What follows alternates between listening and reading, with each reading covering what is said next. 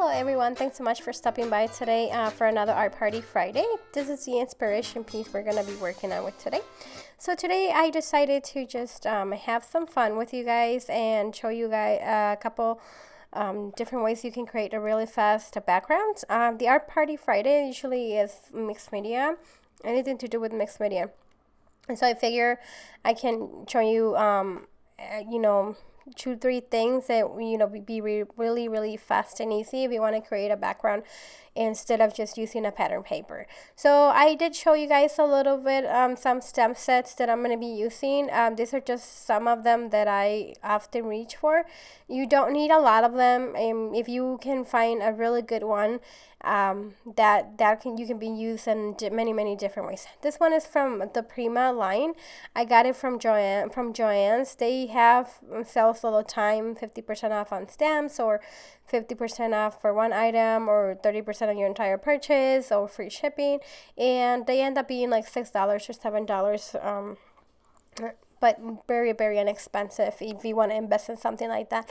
The first thing I want to do is something that I usually do all the time on my layouts, as you guys have probably seen already in any of my other videos, is I create a background with white embossing, and this just creates texture in your background. If you don't want to use any texture paste or any modeling paste that often, you can mix it up a little bit.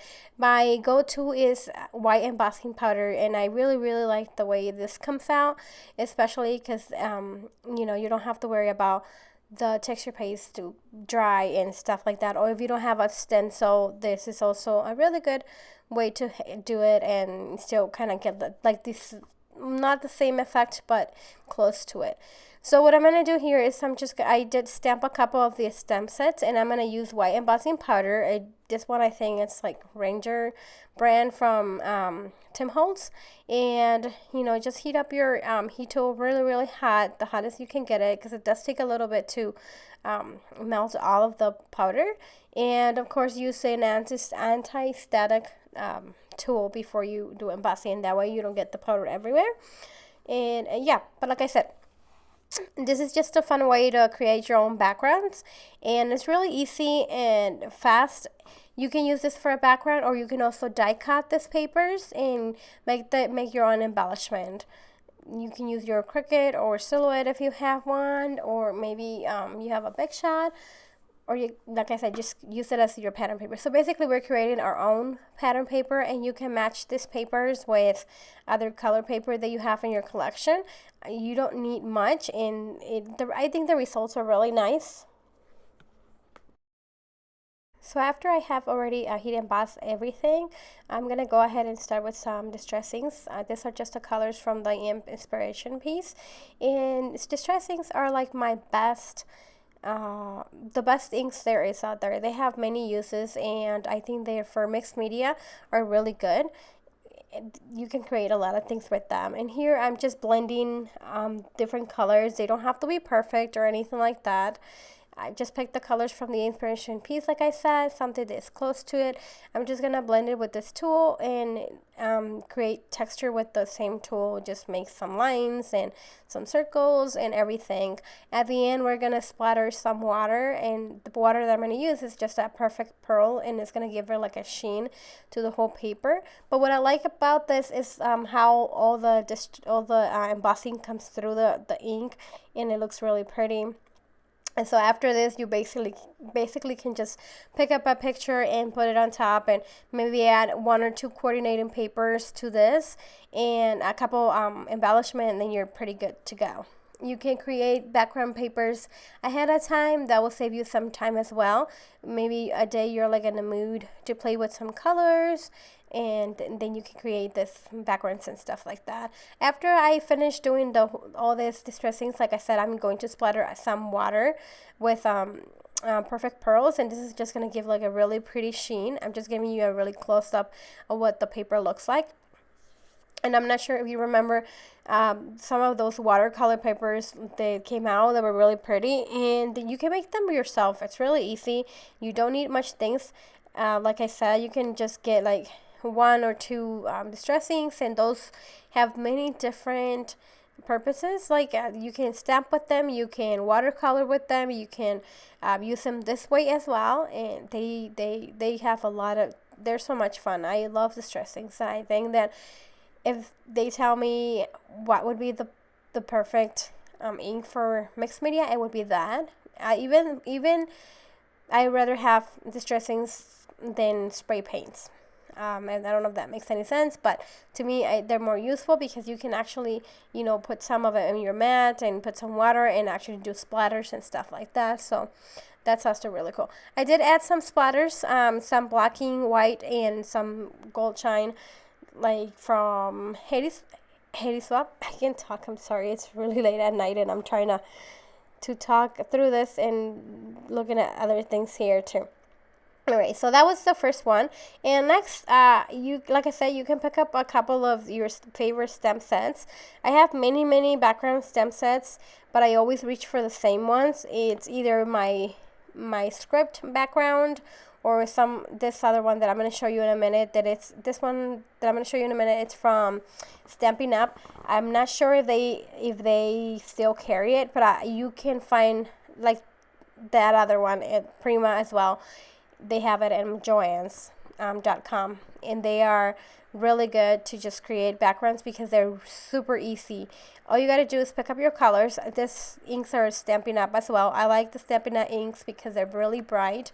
You can also use them for watercolor. You can also use them for stamping, and they're really nice quality inks, and they don't dry that fast either. So if you know anybody that sells Stampin' Up, that would be a really good way to invest in a couple inks as well. They're not that expensive. They're large. They're very juicy, and they stamp great. And I think that they're also watercolor based, I think. So here, this stamp, like I said, is one of my favorite stamp sets because it creates some type of like tie-dye watercolor droplets in the back. And it's really easy to create. There's not a lot of effort in it, like you see here. So I'm going to make this really colorful background with the different colors from the inspiration piece, like I said. And it has different type of stamps. Yeah, so after this, I'm going to just, you know, add the different colors, and it's going to be pretty much it for this one. As you can see, it's really pretty, and it didn't take me a long time to create it or anything. So creating your backgrounds by your, you know, instead of buying them, it's actually a way of saving money. And also, like, if you save on your backgrounds, probably you can invest that money that you were going to spend on more paper and maybe something else, maybe an ink, maybe a set of stamps that you can reuse over and over. And like I said, you're basically creating a paper pack for yourself, and that's always fun, and it's very personalized, and nobody's gonna have that background other than yourself. I did splatter some of that teal spray paint, and I think these are the dilution. I love dilution spray paint, so if you can get your hands on some of them, that would be great. Another great way to create a background is using layering stamps. This one is from Hero Arts. I got it from Michael's, and I did use a 50% off coupon, so it came down to like about $6, and it has different flowers. So I'm just going to stamp one time. So as you can see, I used the distress inks here, and then mostly I did it because I'm going to add water, and it creates like a beautiful color, watercolor rose like flower. It's really pretty, and I really like that effect. You can make your own flower paper, watercolor flower paper background if you want. I just add one to show you guys how easy it is to create it. You can do many flowers if you like, or just one. It's really up to you. And here what I'm using is just a really like a damp baby wipe. It's not like water, saturated water. It's just damp a little bit, and I'm using it as my tool. So what I do is I crunched it, and I tap on the distress inks, and I'm just going everywhere. So basically, I'm using that technique that a lot of people use on their wall, like when they're painting. So I'm just creating some type of texture, and at the end, it's gonna look really pretty, very nice and simple, nothing complicated. But you can match this paper to the other papers, and they all coordinate because they all have the same colors. And like I said, just add some coordinating papers to this, maybe a teal, a pink, and like a peachy color, and all of that, and then you can create a background, a whole layout using these papers, or die cut them, or use them as any other way that you like I said. So after I do this, I'm just gonna splatter once again some dilution paints. You don't have to have dilution paints as well.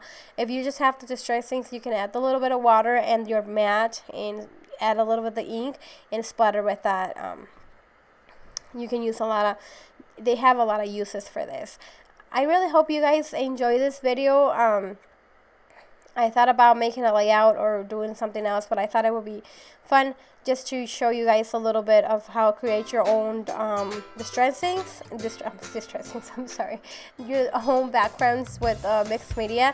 There's also other stuff you can use as well, gelatos or regular watercolor.